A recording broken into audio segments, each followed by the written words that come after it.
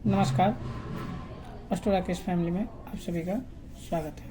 उम्मीद करते हैं सभी लोग ठीक होंगे। आज का जो वीडियो का टॉपिक है धन योग और दरिद्र योग के बारे में जानेंगे। तो यहाँ कुछ ज़रूरी शब्द हैं जिसे मैंने नोट के रूप में लिख दिया है और धन योग और दरिद्र योग के बारे में जान सकते हैं। तो चाहे तो आप इसे नोट के रूप में लिख लीजिएगा और प्रैक्टिस करते रहेंगे। यहाँ जो है ग्रहों के नाम लिखे हुए, ये राशि हैं तो उनका नाम नहीं अंक लिख दिया हूँ, ठीक है, तो ध्यान में रखिएगा। और यहाँ वो पैरामीटर लिखा हूँ जिससे हम धन योग और दरिद्र योग को समझ सकेंगे। कुंडली में कभी भी जो 12 खाने यानी इसे खाना बोलिए, हाउस बोलिए, घर बोलिए, और गिनती जो है हमेशा यहाँ 1 से शुरू होता है और 12 तक जाता है। जैसे 1 2 3 4 5 6 7 8 9 10 11 12। तो कभी भी जो है गिनती इस तरह से काउंट किया जाता है। आपके कुंडली में इसमें जो भी अंक लिखा रहता है वो अंक जो है राशि होते हैं, ठीक है। और लग्न जो है हमेशा पहला घर ही रहता है, ये ध्यान में रखिएगा। तो इसमें कोई भी अंक लिखा हो वो आपका लग्न है। और धन योग के बारे में जानने के लिए पहले हमें जानना होगा कि धन हाउस यानी धन भाव घर कौन सा है। तो धन भाव घर ये दूसरा नंबर बोला जाता है, ठीक है। और इसी से धन योग हम देखते हैं अपने जीवन में कुंडली से कि कितना रहेगा या परेशानी रहेगा। तो सिर्फ धन योग और दरिद्र योग के बारे में चर्चा करते हैं। दूसरे घर में कोई भी अंक लिखा हो, ठीक है, मान के चलिए 3 लिखा हो, तो 3 अंक के स्वामी कौन हुए? बुध हो गए। तो यहाँ हम ग्रह देखेंगे बुध, ठीक है। अंक देख लीजिए 3 के स्वामी जो है बुध हैं। और बुध यहाँ हम फिर देखेंगे कि अगर 3 और 6 में बुध बैठे हैं कुंडली में कहीं भी, धन योग के स्वामी का अंक देखिएगा, अगर उसमें लिखा हो बुध यहीं पे बैठे हों, ठीक है, या 6 अंक में बैठे हों तो धन योग बनता है, ठीक है। अब एग्जाम्पल मान के चलिए कि यहाँ पे 8 लिखा हो, ठीक है, तो 8 नंबर लिखा हुआ है और वृश्चिक राशि होंगे तो वृश्चिक राशि के स्वामी मंगल होगा। तो यहाँ देखिए 1 और 8 लिखा हुआ है, ठीक है। तो धन भाव के स्वामी जो बन रहे हैं मंगल बन रहे हैं। मंगल अगर आपके कुंडली में 1 8 10 पे बैठा हो तो धन योग बनेगा। कुंडली में देख लीजिएगा कि 1 8 10 में अगर बैठा हो मंगल तो धन योग बनेगा। अब एग्जाम्पल के लिए एक और भी ले लेते हैं, मान के चलिए शनिदेव यहाँ 10 लिखा हो, ठीक है, तो मकर के स्वामी शनिदेव हो गए। और शनिदेव 10 11 या 7 इन्हीं अंकों में बैठे होंगे तो धन योग बनेगा। जो भी अंक लिखा हो और उस अंक के स्वामी को देखना है, और जो भी स्वामी बनेंगे उन्हें हम इस अंक में देखेंगे। अगर इस अंक में बैठे होंगे, ठीक है, तो धन योग बनेगा। जैसे कि मान के चलिए कि यहाँ 5 अंक लिखा हो और राशि जो हो गया सिंह हो गए और स्वामी हो गए सूर्यदेव, ठीक है। अब सूर्यदेव कुंडली में कहीं भी 1 5 9 पे बैठे होंगे तो धन योग बनेगा।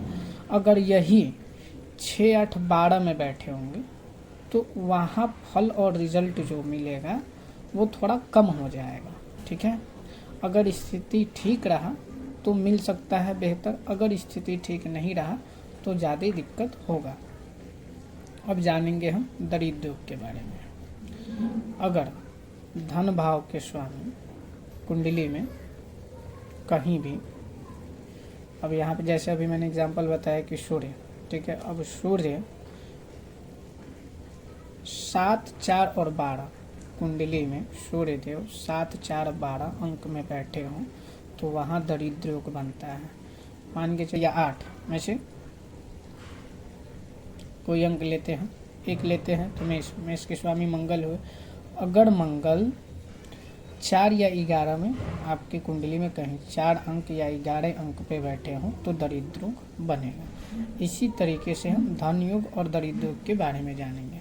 मान के चलिए कि यहाँ पे एक लिखा हो, ठीक है, और मेष के स्वामी मंगल हुए। मंगल अब कुंडली में कहीं भी 4 अंक या 11 अंक पे बैठे हों तो यहाँ से हम काउंट कर लेंगे।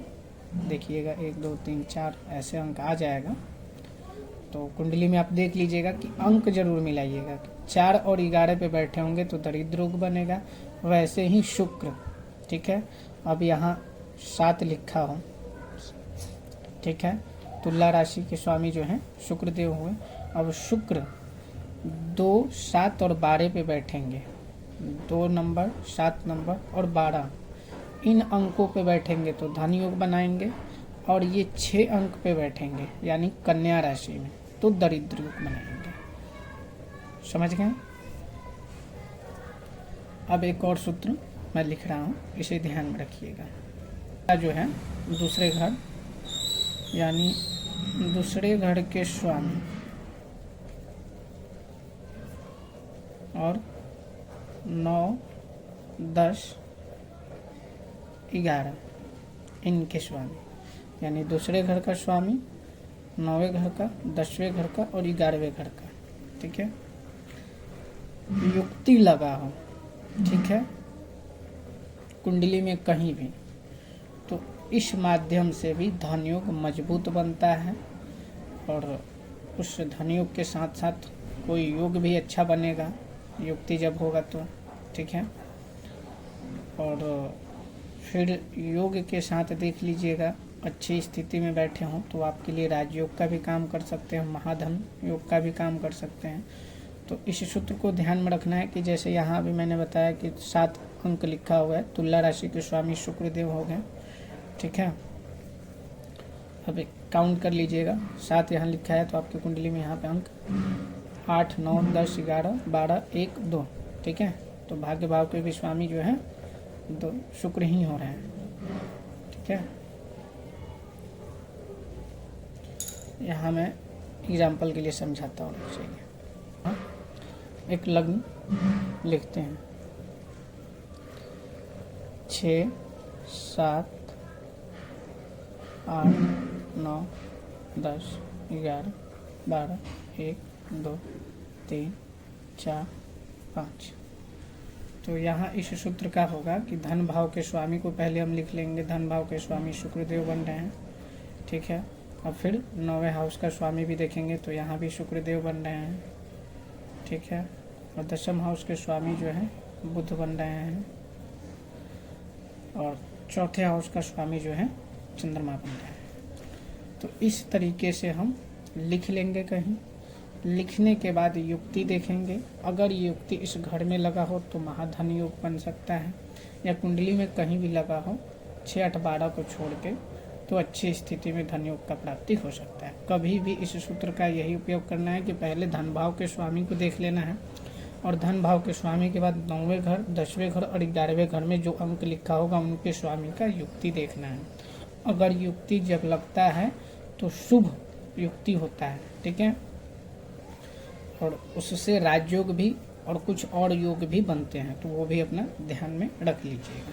सूत्र को ऐसे ही हम देखेंगे और इस तरीके से अगर आप कोशिश करते हैं समझने के लिए तो आप समझ सकते हैं कि आपके कुंडली में धन योग का लाभ कितना है, नहीं है।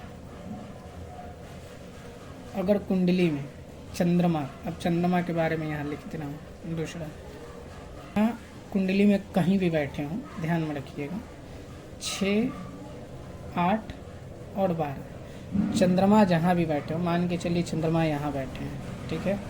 तो यहाँ से हम 6ठे घर को काउंट करेंगे। जहाँ चंद्रमा बैठे होंगे वहाँ से हम 6ठे घर को काउंट करेंगे। 1 2 3 4 5 6, ठीक है। अगर गुरु यहाँ बैठे हों 7 8, गुरु यहाँ बैठे हों 9 10 11 और 12, गुरु यहाँ बैठे हों।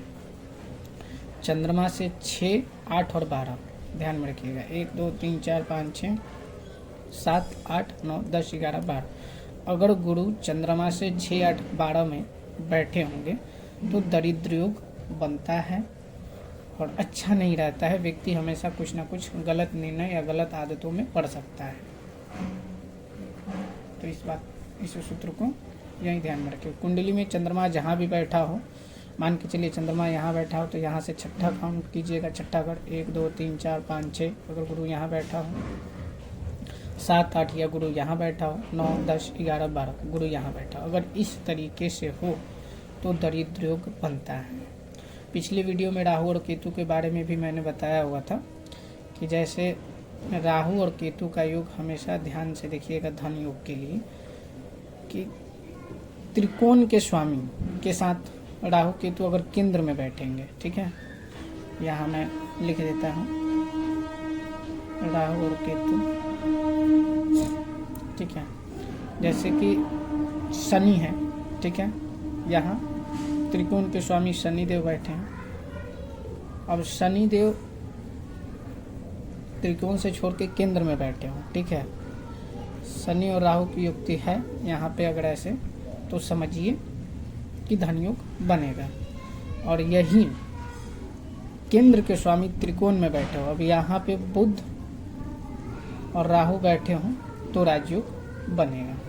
तो राहु और केतु का सीधा सिंपल है कि केंद्र के स्वामी के साथ त्रिकोण में बैठना चाहिए और त्रिकोण के स्वामी के साथ केंद्र में बैठना चाहिए। तो राहु और केतु से राजयोग और धन योग अच्छी स्थिति में बनता है। उम्मीद करते हैं वीडियो को आप अच्छे से समझे हों और सूत्र को लिख लीजिएगा, नोट कर लीजिएगा। मेरा प्रयास रहा समझाने का, और कुछ गलती हुआ हो तो आप मुझे ज़रूर समझाएं, मैं उसे सुधारने की कोशिश करूँगा। नमस्कार, फिर मिलते हैं हम अगले वीडियो में।